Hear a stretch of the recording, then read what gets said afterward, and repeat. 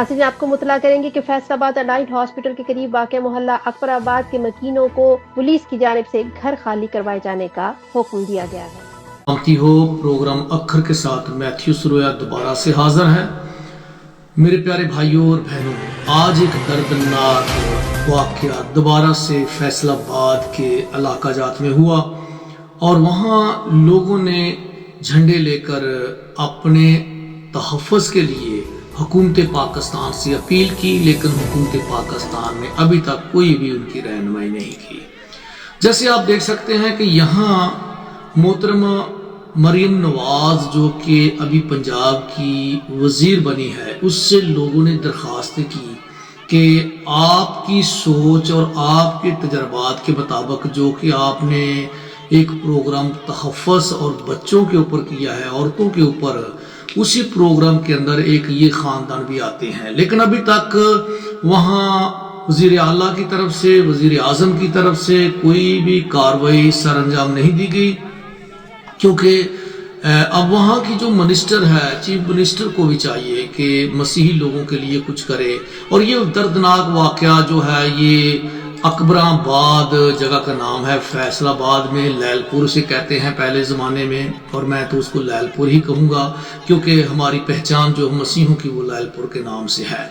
इनके रहनुमा साबका पोजीशन लीडर राजा रियाज अहमद ने मसीहों के घरों को खाली करवा दिया। अब देखें कि हुकूमत जो है मुस्लिम लीग की है, और मुस्लिम लीग का ये साबका जो एक लीडर है, और ये लीडर ने क्या किया कि राजा रियाज अहमद ने मसीहों के घरों को खाली करवा लिया और पुलिस और बहुत सारी फोर्स को वहां तैनात कर दिया गया, और अभी तक 72 के करीब मसीह खानदानों को खाली करवा लिया गया है। और राजा रियाज अहमद जो है, इसलिए लोगों को पहले घर जो है किश्तों पर दिए थे, और किश्तों पर वो घर देने की वजह से लोगों ने किश्तें भी पूरी कर दी, और ये गुंडागर्दी जो कर रहा है, और ये हुकूमत को और नून लीग को ये चाहिए कि मसीहों को तहफ़्फ़ुज़ फराहम किया जाए।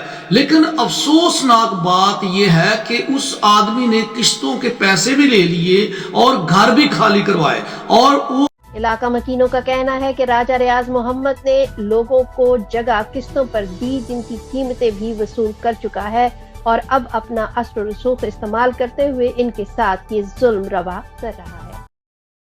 इनमें कुछ मदरजा झेल मैं आपको बताता हूं कि कौन से हैं। खलील तहर सिंधु साहब जो अभी तक मैदान जंग में नहीं उतरे, और इसी के साथ जो है सोनिया आशर जो है, और बाबा फलोस और क्रिस्टोफर मलंग जो है, और इमानुएल, और इस तरीके से मानुअल जूलियस वगैरह। और ये सवाल इनसे किया जाता है कि अभी तक इन्होंने खामोशी क्यों इख्तियार की है, ये एमपीए साहबान जो है क्यों खामोश हैं। इन एमपीए साहबान को मसीह कौम के लिए रोडों पर निकलना चाहिए था, लेकिन अभी तक वो नहीं निकले। ऐसे लोगों को अब नंगा करके और छतराव करने की जरूरत है, जो कि वोट लेने के लिए तो हाजिर हो जाते हैं, मसीह कौम को बेवकूफ बनाते हैं, लेकिन जब मसीहों के ऊपर मुसीबत के बादल गरजते हैं तब ये लोग खामोशी इख्तियार करते हैं। आप देखें कि लोग किस तरीके से रो रहे हैं, किस तरीके से चीख रहे हैं, आप उनकी आवाजों को सुने।